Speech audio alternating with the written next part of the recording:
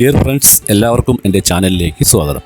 അപ്പോൾ ഇന്ന് bougainvillea multi grafting എങ്ങനെയാണെന്ന് നോക്കാം. നമുക്ക് വലിയ പൈസ ഒന്നും കൊടുത്ത് വാങ്ങാതെ നമ്മുടെ വീട്ടിലുള്ള ഒരു ബോഗൺവില്ലയിൽ തന്നെ ഇത് ചെയ്യാവുന്നതാണ്. അപ്പോൾ അതിനുവേണ്ടി പ്രൂൺ ചെയ്ത് നിർത്തിയാൽ ഇതുപോലുള്ള ശിഖരങ്ങളുണ്ടാകും. ആ ചെറിയ മൂക്കാത്ത ശിഖരങ്ങളിൽ ചെയ്യുന്നതായിരിക്കും എപ്പോഴും നല്ലത്. അതുപോലെ തന്നെ മൂക്കാത്ത കമ്പ് തന്നെ നമ്മൾ ഇത് കൊടുത്തു കഴിഞ്ഞാൽ പെട്ടെന്ന് തന്നെ അത് പിടിച്ചു കിട്ടും. അപ്പോൾ ഞാൻ ഈ ബോഗൺവില്ല നമുക്ക് പൂക്കാതെയൊക്കെ നിൽക്കുന്ന ചില ബോഗൺവില്ലകൾ കാണും നമ്മുടെ വീട്ടിലൊക്കെ. അപ്പോൾ അങ്ങനെയുള്ള ബോഗൺവില്ലകളിൽ ഇത് ചെയ്യാവുന്നതാണ്, ഈസി ആയിട്ട് ചെയ്യാവുന്നതാണ്. ആ ബോഗൺവില്ലയും പൂക്കും, നമ്മൾ ഗ്രാഫ്റ്റ് ചെയ്യുന്ന ബോഗൺവില്ലയും പൂക്കും. അങ്ങനെ എത്ര കളർ വേണമെങ്കിലും നമുക്കിത് ചെയ്യാവുന്നതാണ്. ഏകദേശം ഞാൻ ഇതിൽ ഒരു 9 കളറോളം ഇപ്പോൾ ഗ്രാഫ്റ്റ് ചെയ്തു. എല്ലാം സക്സസ് ആയിരുന്നു. അപ്പോൾ അതും ഈ ചൂട് സമയത്താണ് ഞാൻ ഈ ഗ്രാഫ്റ്റ് ചെയ്തത്. അപ്പോൾ നിങ്ങൾക്കും ഇതുപോലെ ബോഗൺവില്ലയിൽ ഒരു കളറിൽ തന്നെ മൾട്ടി ഗ്രാഫ്റ്റിംഗ് ചെയ്യാവുന്നതാണ്.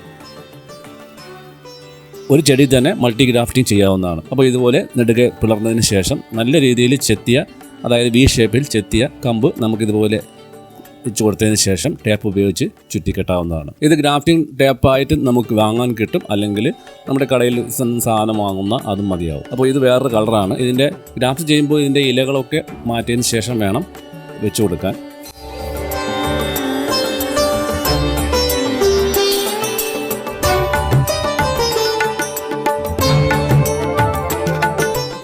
ഏകദേശം ഒരാഴ്ച കഴിയുമ്പോൾ തന്നെ നമുക്ക് മനസ്സിലാകും ഇതിൽ പിടിച്ചിട്ടുണ്ടോ എന്ന്. കാരണം പുതിയ തിളർപ്പ് വന്നിട്ടുണ്ടെങ്കിൽ നമുക്ക് ധൈര്യമായിട്ട് ഉറപ്പിക്കാം അതിൽ ഗ്രാഫ്റ്റ് പിടിച്ചിട്ടുണ്ടെന്ന്. സാധാരണ ഇപ്പോൾ മൾട്ടി ഗ്രാഫ്റ്റ് ചെയ്ത ബോഗൺവില്ലയൊക്കെ വാങ്ങുകയാണെങ്കിൽ വളരെ വിലയാണ് അവർ ചോദിക്കുന്നത്. ഇതുപോലെ ഒരു ബോഗൺവില്ല ഉണ്ടെങ്കിൽ നമുക്ക് ഇത് ഈസി ആയിട്ട് ചെയ്യാവുന്നതേ ഉള്ളൂ. ആർക്ക് വേണമെങ്കിൽ ചെയ്യാവുന്നതേ ഉള്ളൂ.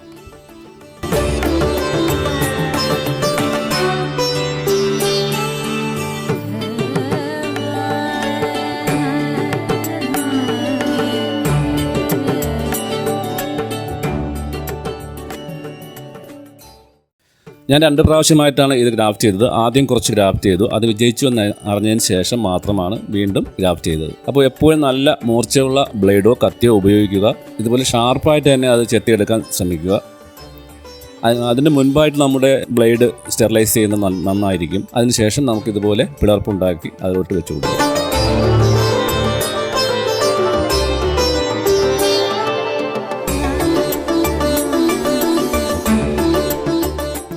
നിങ്ങൾക്കിപ്പോൾ ഒരു കളർ ഉള്ള ഒരു ബോഗൺവില്ല ആണെങ്കിലും അതിൽ നമുക്ക് വേറെ പോലെ 1-2 കളറൊക്കെ ചെയ്ത് പിടിപ്പിച്ച് കഴിഞ്ഞാൽ ഒരു ചെടിയിൽ തന്നെ പല കളർ നിൽക്കുമ്പോൾ അതിൻ്റെ ഭംഗിയൊന്ന് വേറെ തന്നെയാണ്.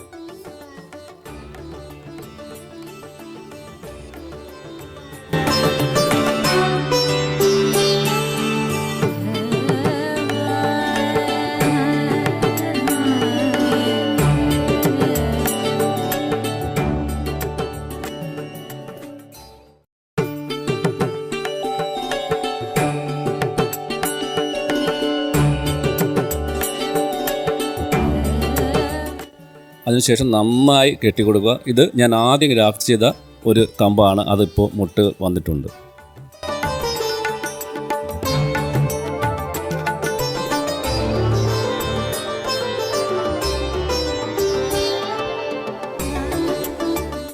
ഇവിടെ വെച്ചാണ് അത് ഗ്രാഫ്റ്റ് ചെയ്തിരിക്കുന്നത്. ഇനി നമുക്ക് വേണമെങ്കിൽ ഇതിൻ്റെ ആ കെട്ട് അഴിച്ചുവിടാവുന്നതാണ്.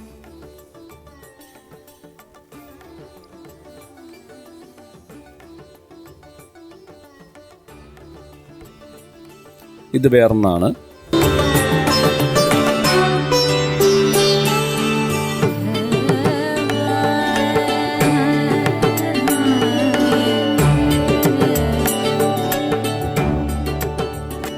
ഇത് വേറൊരു ഗ്രാഫ്റ്റാണ്,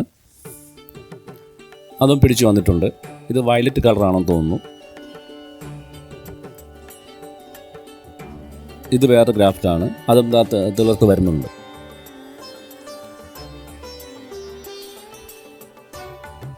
അപ്പോൾ നമുക്ക് കുറച്ച് ക്ഷമയൊക്കെ ഉണ്ടെങ്കിൽ ഇതുപോലെ നമുക്ക് ചെയ്തെടുക്കാവുന്നതേ ഉള്ളൂ.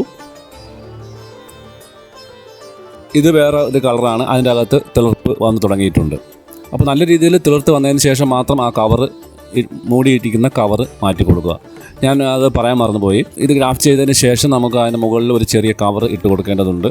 ആ കവറിൽ കുറച്ച് വെള്ളം തളിച്ച ശേഷം ഈർപ്പം കിട്ടാൻ വേണ്ടിയാണ് ഇതുപോലെ ഇട്ട് കൊടുക്കാം. അത് കഴിഞ്ഞ് നല്ല രീതിയിൽ കെട്ടിക്കൊടുക്കണം. അപ്പോൾ ഇതുപോലെ ഈർപ്പം നിലനിൽക്കുകയും പെട്ടെന്ന് തന്നെ അത് പിടിച്ച് കിട്ടുകയും കമ്പ് ഉണങ്ങി പോകാതിരിക്കുകയും ചെയ്യും.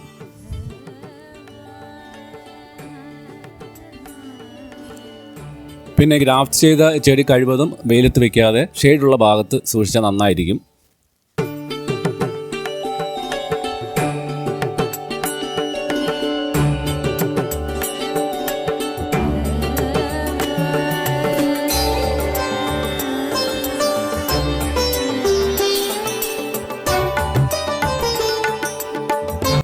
അപ്പോൾ ഇത്രയേ ഉള്ളൂ കൂട്ടുകാരെല്ലാവരും ഒന്ന് ശ്രമിച്ച് നോക്കുക.